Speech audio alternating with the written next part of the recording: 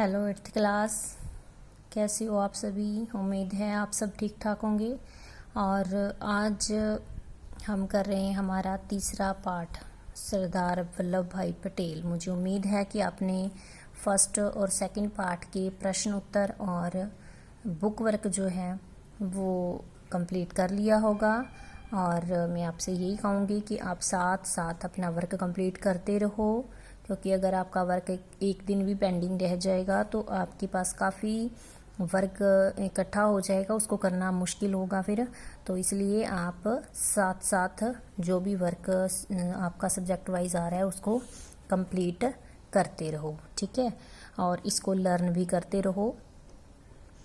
तो अब हम इसके बारे में थोड़ा डिस्कस करेंगे, पार्ट के बारे में। रीडिंग इसकी आपने खुद से करनी है और आप हर पार्ट की पहले रीडिंग अच्छे ढंग से कर लिया करो, ठीक है। क्योंकि चैप्टर में सारा मटेरियल आपको अच्छे से पता चल जाता है कि उसमें किसके बारे में क्या बताया गया है, ठीक है।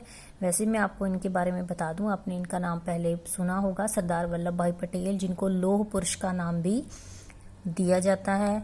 तो ये भारत के स्वतंत्रता सेनानियों में से एक थे और इन्होंने देश की आज़ादी के लिए और आज़ादी के बाद बहुत सारे ऐसे कार्य किए जिसके कारण आज भी इनको महापुरुषों की श्रेणी में याद किया जाता है। और इन्होंने जो सबसे इनका मेन जो काम माना जाता है वो ये है कि इन्होंने अलग अलग राज्यों में अलग अलग धर्मों संप्रदायों के लोग जो थे, जो बटे हुए थे जात पात के नाम पर आपस में, क्योंकि अंग्रेजों की यही नीति थी कि उन्होंने फूट डालो और राज करो की नीति अपनाई थी। उन्होंने देश को बांट दिया था, देश को बांटकर उन्होंने पाकिस्तान बना दिया। और फिर जो यहाँ पर बची हुई जो रियासतें थी उनको भी उन्होंने इनमें लोगों में आपस में फूट डाल दी थी।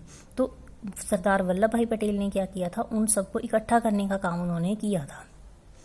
और जो दबे कुचले लोग थे उनको उन्होंने ऊपर उठाने की, उनका विकास करने की बहुत कोशिश की और काफ़ी हद तक वो इसमें कामयाब भी हुए थे। तो हम इनके बारे में, ये चैप्टर है जिसको अपने रीडिंग करनी है और इसके प्रश्न उत्तर मैं आपको सेंड कर दूंगी, उनको आपने करना है। और अब मैं आपको इसकी वर्ड मीनिंग जो है वो मार्क करवा रही हूँ, आप उनको पेज वाइज नोट कर लो, मार्क कर लो उनको, और उसके बाद आपने उनको ही करना है। जो मैं छुड़वा रही हूँ वो इसलिए हैं क्योंकि हमें ऑलरेडी उनके मीनिंग पता है, ठीक है। तो बार बार हम उन्हीं को नहीं करते रहेंगे, जो मीनिंग हमें नहीं पता हम उनको नोट करेंगे, ओके। तो सबसे पहले जो फर्स्ट पेज है उसमें आपने करना है सुदृढ़, उसके बाद आपने करना है प्रतिष्ठित, फिर आपने करना है फौजदारी, उसके बाद आपने करना है कुशाग्र, ठीक है। और नेक्स्ट पेज बेगार, बेगार होता है बेमन से किया गया काम, जब हमारा मन ना हो किसी काम को करने का और हम उसको करते रहें। निर्भीकता, उसके बाद है दमनकारी, दमनकारी, जैसे अंग्रेजों ने हमारे भारतीयों के खिलाफ दमनकारी नीति अपनाई थी, दबाने वाली, ठीक है। और नेक्स्ट पेज रियासत, समाधान, ठीक है। और ऋणी, ऋणी होता है कर्जदार, जिसने कर्ज देना हो किसी का, ठीक है।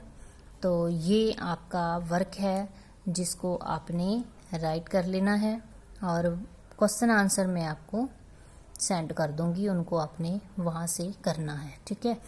बुक वर्क ट्राई करने की कोशिश ज़रूर किया करो और बाद में जब आंसर की आएगी तब आपने उसके साथ मैच कर लेना है कि आपका राइट है या रॉन्ग है, ठीक है।